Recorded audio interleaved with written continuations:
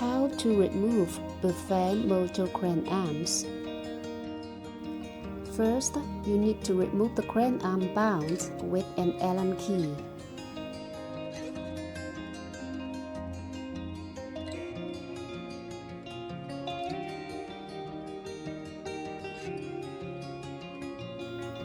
Use a crane arm puller, screw it into the crane arm bound hole. Screw part 1 of the puller until the crane arm is separated.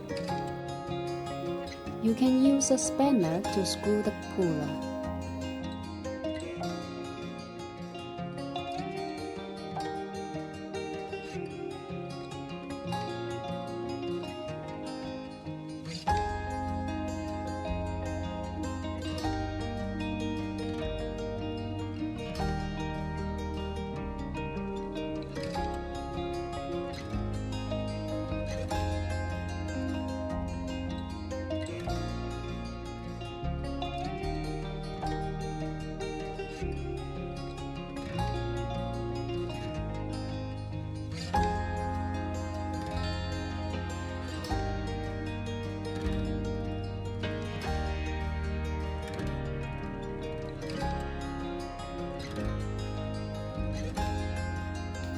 Crane arm down while the spanner up.